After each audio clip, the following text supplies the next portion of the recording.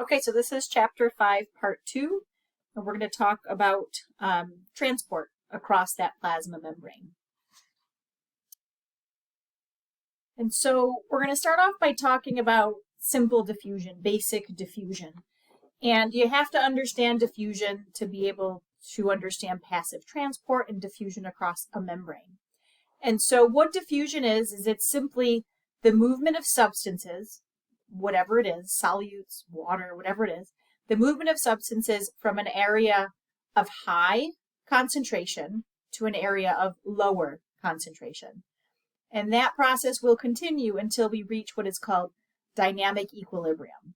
And so this is kind of the textbook example of that process. And so here we've got a glass beaker, right? And we fill it with water, and into the water we drop a cube of sugar, okay?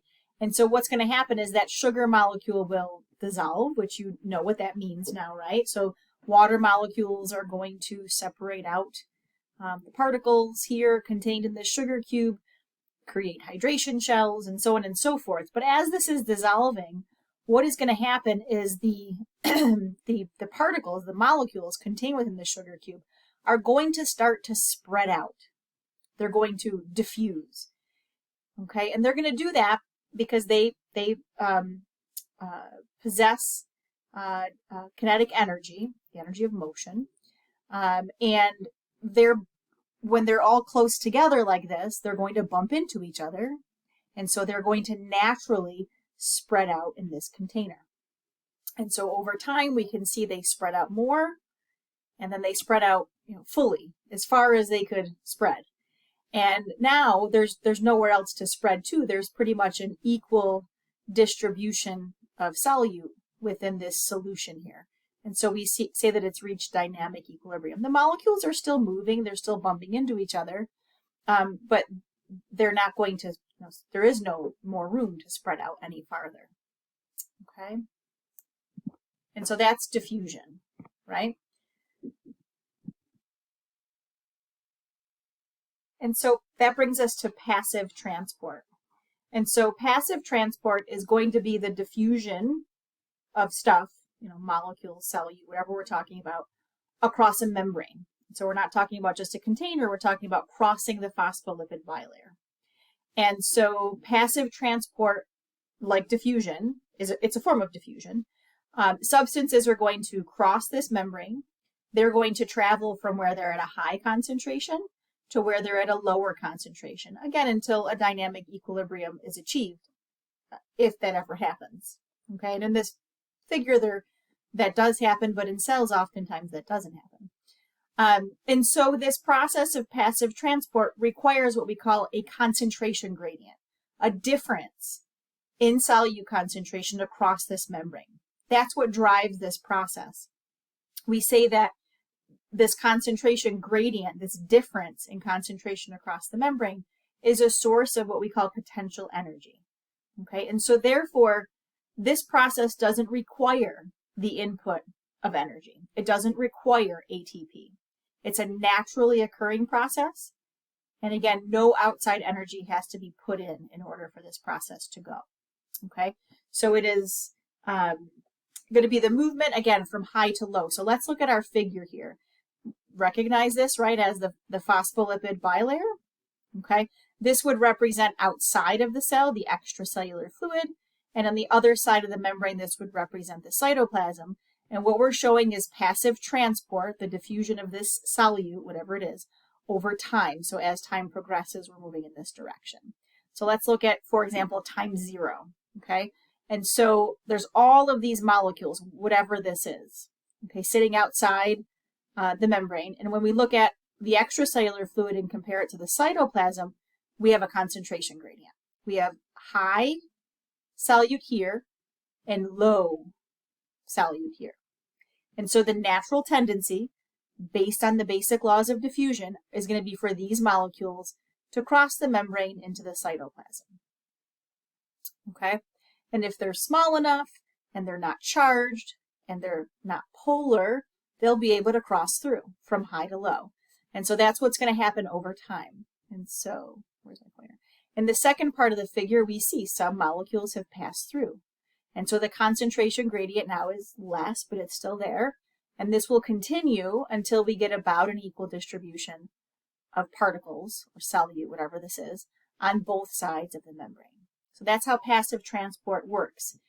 Once we reach this, we are what we call in dynamic equilibrium. So again, molecules will still move in and out of the cell. They just won't move in either direction more than the other. So at this point, we say that there's no net diffusion. Okay, there's no net number of molecules crossing that membrane. Okay, so again, passive transport does not require energy. It only requires a concentration gradient, and molecules will move from high to low across that membrane. Okay, so again, bringing us back to the membrane, I've mentioned this now a few times. The membrane is selectively permeable. We can also say that it's semi-permeable. Those two terms are used interchangeably. They mean the same thing. And what does that mean? It means that the membrane is going to allow some substances, some particles, some molecules, some solutes to pass right through the membrane, but others will be restricted. Okay? And that's based on the structure or the architecture of the membrane. It's based on the phospholipid. Okay?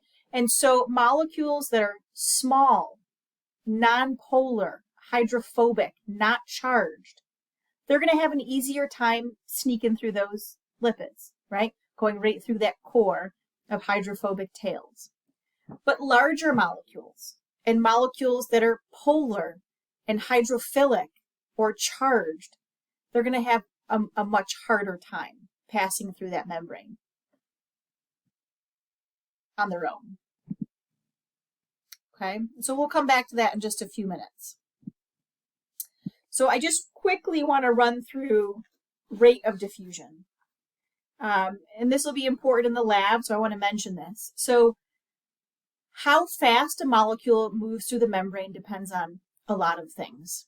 What we just talked about is, there's actually a couple of them. So right here, the mass of the diffusing molecule. So again, smaller molecules are going to be able to cross the membrane, and they'll be able to cross the membrane faster. Solubility, nonpolar, lipid-soluble, hydrophobic molecules will be able to pass through that membrane, and again, faster. Up here at the top, I have it bolded because, yeah, we look at this in the lab, so I want to make sure you have that. The extent of the concentration gradient. So if there's a greater difference in whatever we're looking at across that membrane, that's going to be faster than if there's just a smaller gradient, a smaller difference across that membrane. So the larger the concentration gradient, the faster the rate of diffusion. Temperature. If we increase temperature, molecules move faster, and therefore they will cross the membrane quicker. Surface area of the membrane. The more surface area there is, the faster the molecules will be able to move because there's more membrane to move through. Okay? Thickness of the membrane. The thicker, the slower. Obviously, there's greater distance to cross. Pressure. Pressure will increase the rate. Okay, so again, this is just a list of things that will affect the rate of diffusion. And so what about those large, polar, charged, hydrophilic molecules that can't just cross through the membrane on their own? They still are going to diffuse down their concentration gradient. They're just going to need help. Okay, this is still a passive process. Okay, it's still not going to require energy, but what it does require is two things. Number one, a gradient. We still have to have a difference across that membrane. And secondly, it's going to require a transmembrane protein, a helper. Okay, so again, this is called facilitated diffusion. It's still diffusion and it's still passive, except for now we need the help of a membrane protein. And so things, again, like ions, polar molecules, large molecules that have a hard time crossing on their own, they're going to be able to cross in this manner. Again, it's still passive, does not require ATP, but it does require a concentration gradient. There are two types of transmembrane proteins that are involved here, or that can be involved here. So we'll look at both of those. The first is called channel proteins, and the second are called carrier proteins. And they're doing the same job, but they do the job a little bit differently. So let's look at channels first. Okay, and so again, channel proteins are going to be transmembrane proteins. So they're going to go from one side of the membrane to the other.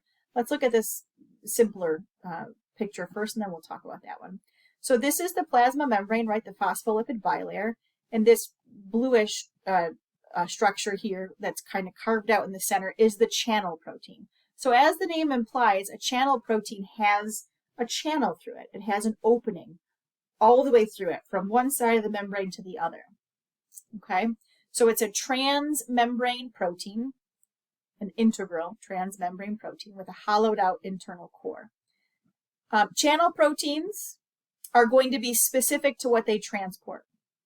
Okay, so in this figure here, this channel protein is specifically transporting this molecule.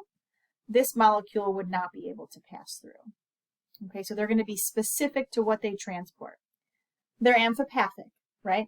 And so they're going to have, again, this channel, this central core that is hollowed out, that's going to be a hydrophilic region. Okay, some channel proteins are going to be gated, and so the example up here shows a gated channel protein. And so these can close or they can be open. Okay, so they're more tightly regulated. Okay, and again, they're very specific. So in this figure, only the blue sphere is able to cross through. These little orange spheres are not able to cross through. An example of a common channel protein are aquaporins. And so aquaporins are going to be channel proteins in the membrane that specifically transport water. Okay, so water is, it's not too large of a molecule, but it's definitely polar and it's definitely hydrophilic, right? And so it's going to have a difficult time moving through the membrane. And so to speed up the transport of water across a membrane, there are these proteins called aquaporins. So that's how channels operate. They're just a hollowed out core that is either always open or gated, okay, but still just a core. The protein doesn't change shape or anything like that as it's moving its cargo. Carrier proteins are the complete opposite, right? And so they're still going to be involved in facilitated transport, so that's still the same thing. In this particular case, carrier proteins involved in facilitated transport do not require energy. The process is passive. They're going to transport down a concentration gradient, so all of that still holds true. They're integral membrane proteins, transmembrane proteins. They're still going to be specific to what they transport. The difference here is that they actually change shape while they're transporting their cargo. So they literally pick up their cargo on one side of the membrane and carry it to the other, changing shape along the way. And so again, here's kind of a simplified version. I actually like this version better. It really shows the change in shape a little bit better. So here's my transmembrane protein in the beginning. It has a hydrophilic pocket where these molecules right here, which are hydrophilic, can bind to, right, specifically. Once they bind here, a change in shape, which is called a conformational change, will occur. And now this protein will be open to the other side of the membrane, and it will release those hydrophilic, whatever they are, its contents on the other side. Okay, so again, not just a channel through the membrane, these are carriers. They change shape, okay, as they're doing their job. The same thing is happening up here. Again, make sure you see the specificity, right? And so in this figure, only the green ovals are being transported by this carrier protein. So again, the green oval binds, it's specific. The carrier protein changes shape or conformation, and it dumps off its cargo on the other side. Also notice the concentration gradient. Okay, so if we're looking at, in this top figure, just the light green ovals, you can see that there's 1, 2, 3, 4, 5, 6, 7, 8. There's 9 on the outside of the cell, and on the inside there's only 1, 2, 3, 4. So we have a concentration gradient. We have a high and a low. Okay, and again, molecules will be transported from high to low. So again, facilitated diffusion, it's a passive transport, doesn't require energy, does require proteins, either channels or carriers. That brings us to osmosis. So when you hear the term osmosis, I want you to think still passive transport, diffusion, but it's going to be specific to water. Okay, so it's the movement of water across a membrane from where there's more water to where there's less water. The other way that we can say it, which oftentimes I will say it this way, water is going to move from where there is a low solute concentration to where there is a high solute concentration. And again, if we're talking about real membranes, there will be proteins in the plasma membrane called aquaporins. There will be channel proteins that will increase the rate of osmosis. Okay, and so here's a nice example of the process. And so we're going to start off with this beaker over here on the left. And right down the middle of the beaker is a semi-permeable membrane, which represents the cell membrane. To the left of that membrane is going to be a solution that has less solute, more water. And on the right is a solution that has more solute, less water. And so water over time will move from the left side of this to the right. Okay, and that's shown here. Why? Because water is going to move from low solute to high. It's a natural tendency. It doesn't require energy. It just requires a concentration gradient. Okay. And that brings us to tonicity and osmolarity. And again, these are really important. We're doing a lab on this, and you'll have to do a lab report on this topic. So you really want to make sure that you understand it. So the term tonicity, and we're going to cover the three tonicity terms on the next slide. Tonicity explains how the extracellular solution can change the internal volume of a cell by affecting osmosis. So depending on what a cell is in, what the extracellular solution is around that cell, a cell will either stay the same volume, or it will gain volume, or it will lose volume. Okay, we'll talk about those situations in just a second. Second term on here, which is osmolarity. This is going to describe the total solute concentration of a solution. And so when a solution has low osmolarity, that means that there's a greater number of water molecules compared to solute. Or we could just say that means low solute. So low osmolarity means low solute, high water. You can say it both ways. High osmolarity means that there's a greater number of solute molecules compared to water. Or we could just say high osmolarity means high solute, low water. And here's the thing you need to know. Water will move from low water osmolarity to higher osmolarity. Okay? So water is going to move from where there's a low solute concentration to where there's a high solute concentration until equilibrium is reached. Okay, and so these three terms are important. So we've got hypotonic, hypertonic, and isotonic. Isotonic is probably the easiest to understand, so we'll go to the bottom of the slide and talk about that first. So if I were to take a cell and put it into an isotonic solution, that means that the solute concentration and water concentration inside the cell and outside the cell is relatively equal. And so there will not be any net movement of water into the cell or out of the cell, which means that the water won't gain volume or lose volume. It should stay the same volume over time. Let's go here to hypotonic solution. So if I take a cell and place it into a hypotonic solution, that's going to be a solution that has a lower, so hypo, lower concentration of solutes. And so what's going to happen is water will move into the cell.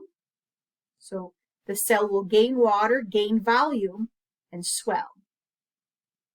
The opposite is true if I take a cell and put it into a hypertonic environment or hypertonic solution. So hyper meaning higher solute. Okay, so if I take a cell and put it into a solution that has a higher solute concentration, water is going to move out of the cell and the cell will shrink. Okay, so let me give you an example on the next slide.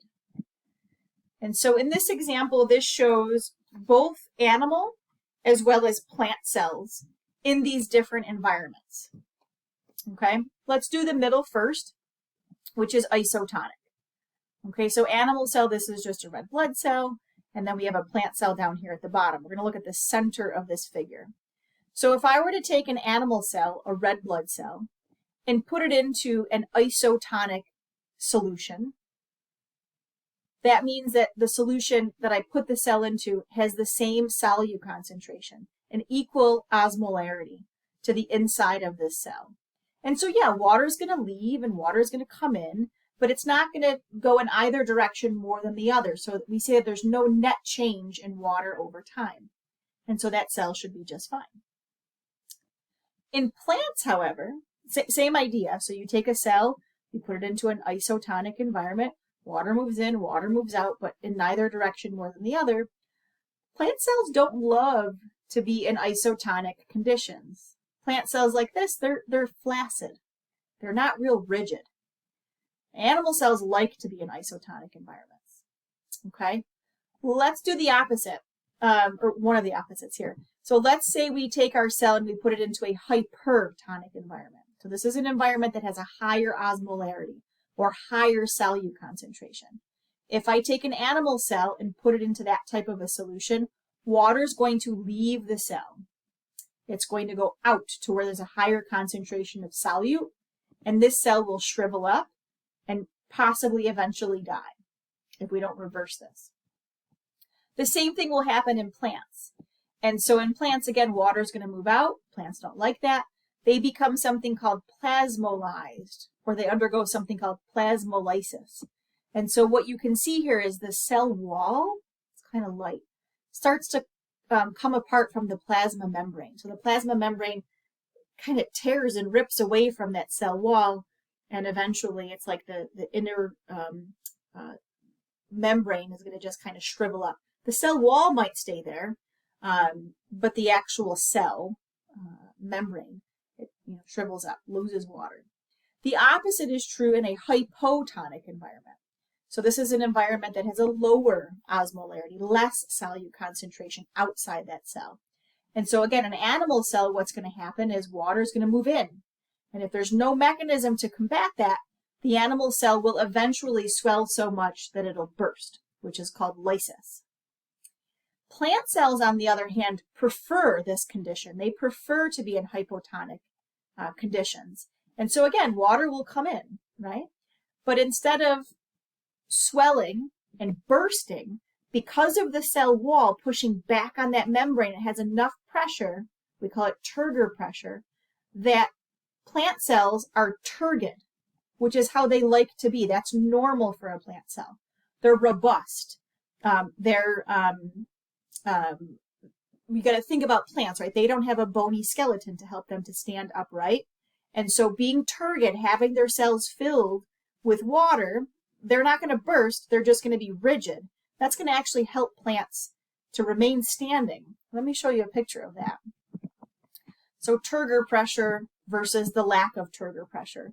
So here is a plant that is not in hypotonic conditions. And so the soil here is not hypotonic to the inside of this plant. And so therefore, the plant is not taking up, water. And so therefore, it is kind of flaccid and droopy. It doesn't like that. This plant, on the other hand, is nice and robust. Its cells have taken on the maximum amount of water. The plasma membrane is really pushing against that cell wall, and that's going to help the plant to stand up and not look wilted. Okay, so plants like to be in hypotonic conditions, where animal cells prefer isotonic conditions. Nobody likes hypertonic. Let me just show you this last picture. So what about animals that do live in hypotonic environments? And so it's a little fuzzy. This is a paramecium.